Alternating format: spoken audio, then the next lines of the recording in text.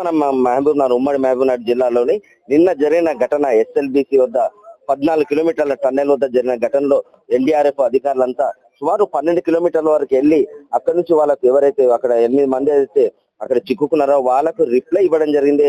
అంటే వాళ్ళకు సూచనలు ఇచ్చినా కూడా అక్కడ నుంచి రిప్లై రాకపోవడంతో అక్కడ ఉన్న ఏదైతే మిషన్ ఉందో ఆ మిషన్ కూడా 8 మీటర్ల వరకు బ్యాక్ రావడం జరిగింది. అక్కడ ఉన్న ఏదైతే ఊబికి ఏదైతే వాటర్ వచ్చిన సోర్స్ కారణంగా అది వెనక రావడం జరిగింది. అది एनडीआरएफ अधिकारियों वारने अड़ी తెలుసుకుందాం प्रस्तुत परिस्थिति क्या है, लेटेस्ट क्या इन्फॉर्मेशन है आपको?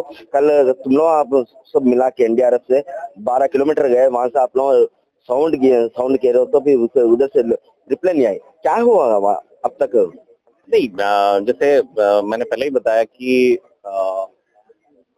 एक ऊपर से डेब्रीज गिर के जो टनल है, टनल के अंदर काफी डेब्रीज है। डेब्रीज के ऊपर डेब्रीज गिरने की वजह से जो टनल बोरिंग मशीन है वो डैमेज हुआ है और जो 8 विक्टिम है वो उस टनल बोरिंग मशीन में ही थे। तो इसलिए वो लोग कहाँ हैं, कैसे हैं, किस कंडीशन में है, इसके बारे में तब तक नहीं कुछ बताया जा सकता है जब तक हम उसके नजदीक नहीं पहुंचते हैं। और हम लोग जहां तक पहुंचे थे वो टनल बोरिंग मशीन का लास्ट एंड तक पहुंचे, उसके आगे हम लोग अभी नहीं पहुंचे हैं क्योंकि काफी सारे डेब्रीज हैं, पानी है, हेवी इक्विपमेंट ले जाने में दिक्कत आ रही है। ये सब इश्यूज की वजह से हम उससे आगे नहीं पहुंच पाए हैं। जैसे हम पहुंचेंगे हम बता पाएंगे। क्या लेटेस्ट आप लोग क्या कर रहे हैं? कई बोल तो हम लोग तुम लोग सब कलेक्टर सब इन लोग सब मीटिंग रखी है, क्या करना चाह रहे हैं आप? क्या करना चाह रहे हैं इसी के लिए तो मीटिंग हो रही है। सभी डिपार्टमेंट के अपने अपने इनपुट्स होते हैं कि कैसे किसी भी चीज को अच्छे से किया जा सकता है।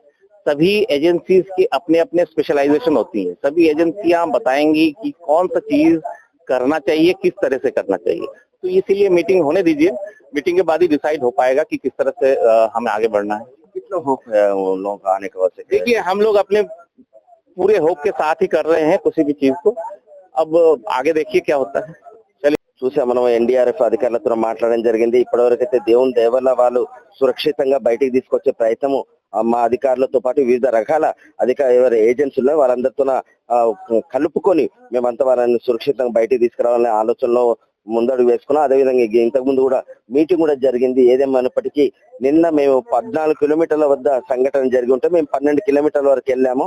అక్కడ నుంచి వాళ్ళకు ఏదైతే సౌండ్ వివిధ రకాల సౌండ్ చేస్తే కూడా అక్కడ నుంచి కూడా వెనక అంటే సమాచారం రాలేదని అని కూడా వాళ్ళం అంటుండ్రు. ఏదైనా రోజుకు వాళ్ళంతా సురక్షితంగా బయటికి రావాలంటూ కూడా మనం అంటే కోరుకునే అవకాశాలు ఉన్నాయి.